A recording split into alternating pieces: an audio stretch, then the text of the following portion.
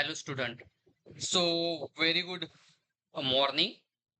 So let's start discussion on a very important topic, guys, in a perspective of infrastructure financing for the NaBFID senior analyst role. The topic today is the risk management in infrastructure financing. So in this video, guys, we are going to look at in details of why the infrastructure financing is different, core the risks, taxonomy for the infrastructure project and the construction risks and the operational risks and its revenue model. Then we are going to look at the financial risks used by the NaBFID. What are the tools that used by NaBFID? And then the one of the most important thing, that is a debt service coverage ratio. We also call it as a DSCR, and its calculation technique, how you calculate it.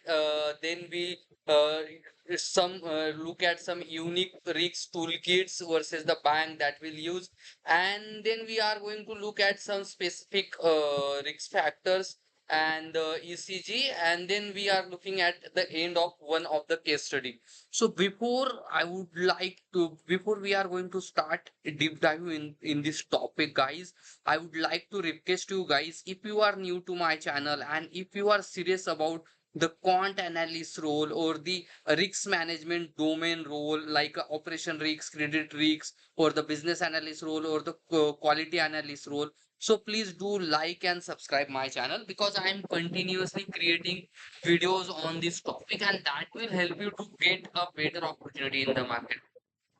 So guys, on a first slide, let's discuss why the infra financing is different from the corporate financing or other financing that we take. So first and most important, guys, the infra financing is a long tenure plus it's illiquid assets. So it's the tenure the 15 to 30 years. So it's long tenure, but the corporate finance is 3 to 7 years. So it's one, and it is and the ring phase finance. It's for that the infrastructure financing, specially legal entity is created that we called as a special purpose vehicle. It is a special legal entity is created for the specific project, for the specific objective of that project.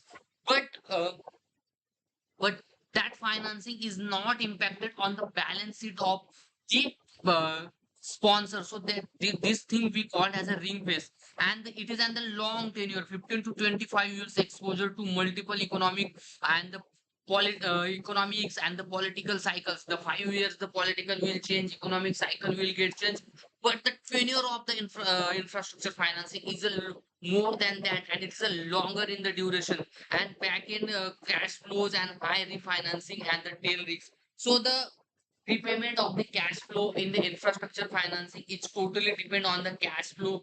We are not the revenue that generated from that projects, we are not going to touch the balance sheet of the project sponsor, and it has a tail risks and the high refinancing. Then asset specification, limited secondary market and recovery challenges. So it has the huge challenges of recovery. We need to, before we sanction the loan, we need to do the revenue analysis, traffic analysis, construction risks, calculate the debt service reserve account, DSRA, or the debt service coverage ratio, loan life coverage ratio, project life coverage ratio. We calculated this thing in detail and analyze whether we are going to finance or not going to finance.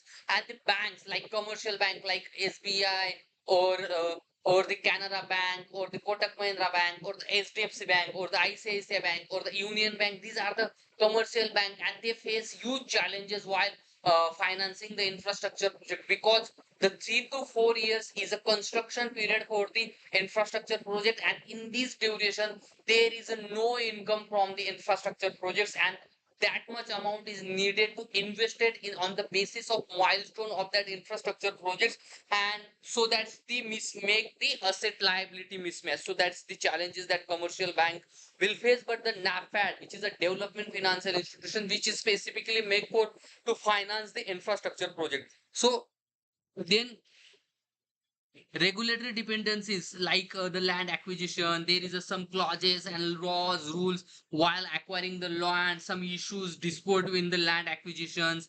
Then the environmental clearances we need, social governance clearances we need to leak, and the traffic driver project viability, how much the project will. So that all need to be checked in the regulatory dependencies, and we need to take clearances from all the regulatories that directly and indirectly involvement with that project. So that's why the PM will recently launch a Gati Shakti Yojana, which is and the Gati Shakti scheme, which is the most important to grow the infrastructure sector in India. So the complex stakeholders. So yeah, in the infrastructure project, there are the different stakeholder like the project sponsor, lender, EPC contractor, government, off-taker, operation and maintenance contractor, special purpose vehicle, lender, constitution, government. These are the different stakeholder, and we need to manage the multiple stakeholder and make sure that project will get successes. So let's move on. That is the difference of the corporate loan and the infrastructure loan. So let's move on the next slide, guys, where we are going to discuss on the core risks taxonomy for the infrastructure projects. So there are some, I divided some types of risks like credit risks, market risks, regulatory risks, legal risks, and environmental social governance. ESG stand for the environmental social governance risks, and the construction phases, which are the construction phases are involved in that risks, and the operational phases, what are the operational phases are involved in that risk. So the credit risk, which is and the most important risk, guys. So in the credit risk, cost time overrun, EPC defaulter or APPC default, and in the construction phase, and in the operation phase there is a revenue shortfall, discom delay, payment delay. So that's to create the credit, and we don't have the sufficient credit to the in hand.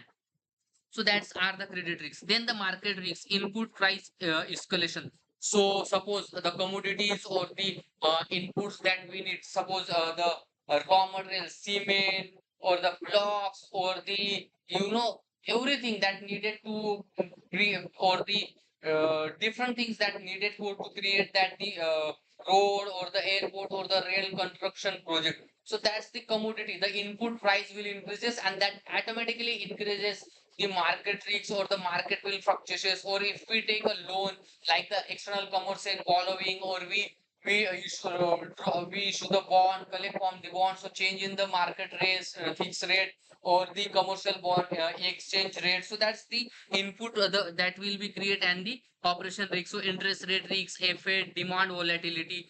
Then the regulatory risk. So clearances delay in the construction phase. The clearances will most important, guys, before we start the construction. So that's why if the constructions are delayed, then we face huge challenges. So that's why construction delay. And in the operational phase, traffic changes, policy flip flop. So these are the regulatory risks we are going to face in this phase. Then the legal, contract enforceability, contract and the concession termination in the operation phase, if there is some the thing which not get met. And then the environmental social governance risks, which is R and R, EIA, and non-compliance, if they are non-compliance with the government, environmental and social. And then the climate physical risks to assets, if there is any climate risks that we need to face. So let's discuss on each phase, like construction phase and operation phase, in details more in the next slide. So the construction risks, key mitigates, what are the mitigation techniques that we use to mitigate the construction phase risk. So 80% of stress infra start with the construction delay. Obviously, guys, there are the huge challenges to complete the construction phase, like the land acquisitions or the availability of human resource, machines, and all these things, or the product process, or the appropriate engineering plan and the development plan. So that's are the key challenges. So fixed price and the data center EPC with LDs and performance by guarantee, continuously track the independent engineer, LE monitoring monthly physical and financial progress, advocate consistency, 10 to 10% base cost in the financial model. And that are the techniques that we use to mitigate. And the sponsor support, cost overrun, undertaking equity, lock in. So skin in the game. So how much the cost overrun, the equity will the sponsor will help to support that the project will get successful, and the DSRA during the consortium funded before the COD, cash on delivery, is a DSRA account, debt service reserve account. So that account is created in the infrastructure project, because in some event where the project sponsor are not able, or the cash flow of that projects are not able to generate that much, so they can pay the principal and interest for that month. So that's why the sum amount that early generated revenue will store in the DSRA account in the form of FD, or just if it has it. So let's move on the next slide, guys, where we are going to discuss on the operational risk revenue models and its matters. So where we are going to discuss different model like annuity, HAM, availability based traffic tool, and the merchant power. So the risk level and the NaBFID comfort, and then discuss on the key mitigation. So more a certain the cash flow, longer the tenure NaBFID can offer. So cash flow is the main thing here, guys. On the basis of cash flow, the NaBFID will lend the finance.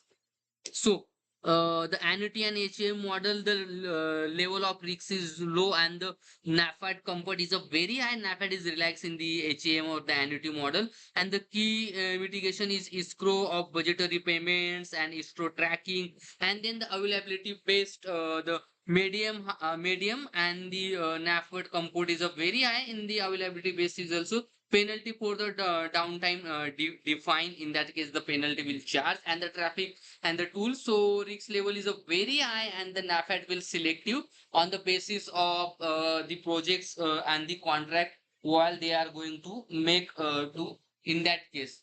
So then the debt service coverage ratio is greater than 1.5x, and the trail should be 3 years, and the traffic study should be there. So debt service coverage ratio we going to discuss, and the tail period is a nothing but the life of that project minus the loan life of that project. So how much the loan life, so this that difference is a tail period. So understand, guys, tail period is nothing but the life of entire project minus the life of the loan period. This is the tail period. And the merchant power, if risk is very high, then NaBFID comfort is very low, and he need to continuously monitor and track where the power purchase agreement with the Solar Energy Corporation of India and the NTPC is the preferred thing for the in that case. So let's discuss on the financial risk tool used by the NaBFID. So let's discuss on the key and the important the financial tools that will use by the NaBFID. So first one is a debt service coverage ratio. So the debt service coverage ratio, the minimum should be 1.2x for the road project, and 1.3x for the renewable base cases in the base case, and it should be there. And the sensitized with the probability of 90% generation and minus 10% traffic, we will going to calculate in the scenario analysis, stress testing, sensitivity analysis thing. And then the loan life coverage ratio, LLCR, and the project life coverage ratio, PLCR. Check a loan life coverage ratio as per if the tail period is less than 3 years. So we calculate the loan life coverage ratio is the net present value of the cash flow for each year divided by the total debt service, is the total principal and interest that will be paid. So that's why we calculate the debts loan life coverage ratio. Then the TRA, trust and retention account waterfall, it is the most important, guys. So where there is a waterfall, some mechanism how the lender will track this thing and how the payment will happens if that generated from that project. So first one, they will give to the statutory dues or the operation and maintenance. That will be first operation and maintenance, then statutory dues, it depend on the project, then the debt service, then the major maintenance reserve account. So major maintenance reserve account is a account where the funds will kept in the form of FD or the saving if the maintenance charge or the maintenance will required for that projects. And then lastly, that amount will get distributed in the form of dividend to this project sponsor or the project investor or the equity holders. That fund will distributed. So refinancing plan. So bond take out the sub bond take out invest post 5 to 7 year once stable. So bond will issue the invest, the project will issue. There is a different kinds of bond we issue and collect the fund, masala bond or the government bond or the multinational bonds issue and collect the funds for such projects. So hedging is a most of the important interest rate swap for the rate risks. FX hedge for the external commercial borrowing is greater than 5 year in the tenure. So that thing is understand. So let's move on the next slide, guys, where we are going to discuss on the debt service coverage ratio calculation template for the infrastructure project. So guys, in the infrastructure project, the debt service coverage ratio is the most important, guys. And the debt service coverage ratio we will calculate it on the basis of the yearly basis and the loan life coverage ratio for the entire year of the that project. So the formula for the components that we need to the cash flow available for the debt service divided by the total debt service. So the components is a revenue less the expenses and less the taxes. So revenue minus the revenue is a toll, tariff, annuity receipts under the P90 of renewable base and the traffic. So from that revenue we eliminated the operation and maintenance expenses and the taxes that need to be paid, so that we eliminated, and then the amount that is the cash flow available for the debt service, and which is also called as a CFADS, and that will be subtract divided from the debt service, so that need to be paid or due paid by the project sponsor for the lender. So that's the principal and interest due period and include the. So it should be minimum is a 1.2x base case and hybrid and annuity model. So that's why the debt service we calculate. So basically the formula of debt service is the revenue minus the operation and expenses minus taxes and divided by the debt services of that project. So that project. So let's move on the next slide, guys, where we are going to discuss on the NaBFID unique risks toolkit for the banks. So the NaBFID features and the risk benefits that need to be taken in such cases. So development mandate or the blended finance. Blended finance is the most important thing, guys, and you need to understand for more focus in the blended finance things. And I'll be help you what is a blended finance and how it will work in the next slide. And the credit enhancement, obviously, NaBFID feature is that it will provide the credit enhancement, technical assessment, and the harmonized substitutions. So, in the development mandate, NaBFID will can take a longer tenure loans or counter the cyclic support or help to provide the loan for the long duration to the infra project. Then blended finance in perspective of VGF, viability gap funding or the grant. So I will explain you what is a viability gap funding VGF.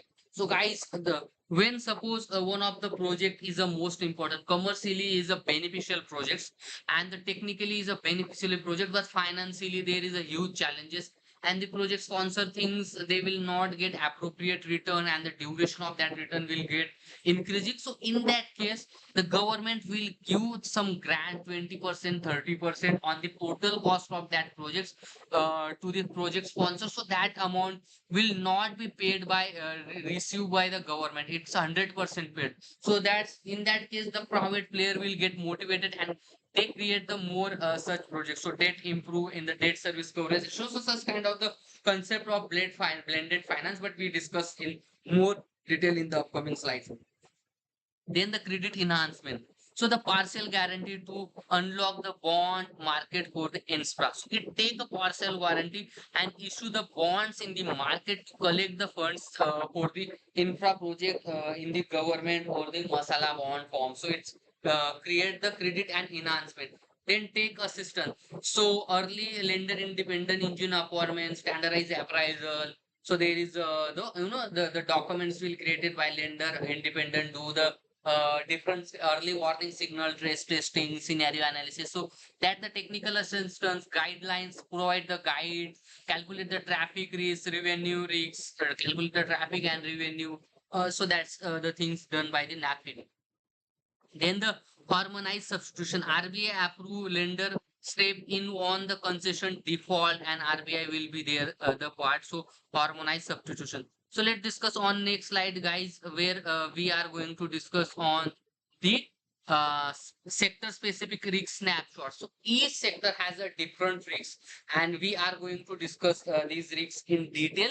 So the road and the hybrid annuity model project will have the annuity delay mitigation for the risks in that project will have the annuity delay risk. So if suppose the government will delay the payment for the National Highway Authority of India Limited or the Solar Corporation of India Limited do the annuity payment is delay. So these are the risks. So mitigation technique, we use the escrow account plus 40% grant during the construction. We take a 40% grant from the government to during the construction. Then the toll roads, so traffic risk is there. Suppose toll road project, so there is a traffic risk. So mitigation termination payment 90% date and the tail period we should consider. Then the renewable sector or the renewable infrastructure project. So DISCOM payment delay. It is under DISCOM is the most important guys like the MSCB in Maharashtra or the government body that will distribute the electricity in your city. So these we call that as a DISCOM and they will DISCOM and they will make a payment delay. So the Solar Energy Corporation has an intermediary and LPS rule for 2022. So transmission ROE delay to mitigate the TBCB and CTUIL payment security. So in the transmission sector we use and the port and airport, the cargo volatility mitigation map clauses, due diligence regulation. So these techniques we use to mitigate this kind of the risk. So let's discuss on the regulatory and the environmental social governance focus in 2025-26. So RBI, the ECL norms shift to expected loss provisional for the projects. So they will shift from the expected loss provisional from the project loans, and then the regulation framework 7.5 additional provision if default is greater than 180 days and unresolved. Then the climate risk guideline, the scenario analysis mandatory for the bank and development financial institutions for in 2026. Guys, the climate risk is one of the most and the trading sector or the growing industry in the market, and there huge amount of investment will done in the climate risks, and there is the new vacancies are coming in the climate risk. So please focus on the climate risk because the climate is hugely impacted if we created the lots of infrastructure projects and due to that the huge of the climate is impacted and the health of the peoples for which we are creating that project is not good, so there is no meaning to of that project. So that's why we focus more on the climate risks, guys. So ECG, environmental social governance due diligence, IFCPS equity principle, now the standard is a 5,000 crore. And the gift city routes, guys, in India the gift city is a growing and continuously growing thing. So I would request you guys, if you have time to go and read about the gift city, how the gift city will work, what are the process flow and the ecosystem of the gift city. So that will definitely help you to understand more things. So NaBFID raising the forex bond to the funds of external commercial borrowing, ECB, external commercial borrowing, they collect from the externals, manage the FX risks to hedge these things. So let's move on the last slide, guys, where we are going to discuss on the key takeaway or for the interview perspective, what we take from this video. So the infra risks is equal to construction risks early, revenue risks later. So in construction risks will start first and then the revenue risks. So then the mitigants are the contractual EPC contract or the concession agreement, power purchase agreement, or the trust and retention account are the collaterals for these kind of the projects. So NaBFID role. So long tenure plus credit enhancement plus the market development. So you should understand, guys, the NaBFID is stand for the National Bank for Financing Infrastructure and Development. So it will be the long in tenure plus credit enhancement. It is the most important thing, guys. It will work as a credit enhancement and the market development. So always sensitive to the debt service coverage ratio for a time and cost revenue shocks. And then the environmental social governance plus the climate risks now core to credit appraisal, not just stud checkbox. So the environmental social and governance plus climate is the most important thing, guys. So in to in this summer the temperature will increase by 40 to 60 Celsius. It is the huge, and there is might be chance the people will die in these such heats. So that's why we need to more focus on the environmental, social government, and the governance and the climate. So this is the end of this video, guys. If you are interested in the NaBFID role, so please do like and subscribe my channel. If you are interested in the quant analyst, business risk analyst, quality analyst, credit analyst, operation analyst, market analyst, or the liquidity analyst role, so please do like and subscribe my channel.